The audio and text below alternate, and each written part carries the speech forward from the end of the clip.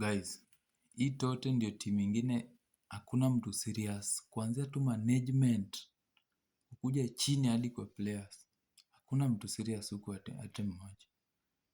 Moso management, kwanza coach. How dare you start a third keeper in a Champions League competition? Now the first keeper is out there resting, no injury. Kipa mwenye anakula goli 3 15 minutes. Na tena anafanya mistake yenye ina lead to goal. How dare you start that? This is lack of seriousness.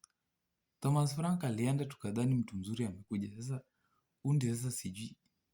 Kipa wa 3 na Vicario ako bench. Who does that? Na hii ni Champions League. Champions League. Kitu hata Man U haichezi. Like, ebu sikia hii. So unajua nimesearch. Ati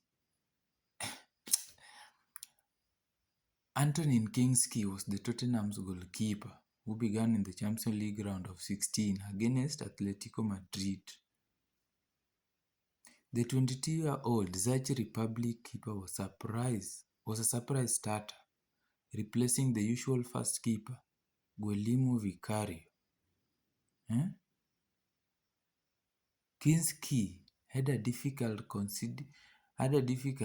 start, conceding 3 goals within first 15 minutes, including errors leading to goals. He was substituted after only 17 minutes. Sasa wakishaona ni mbaya ndio wanamtoa. This is lack of seriousness.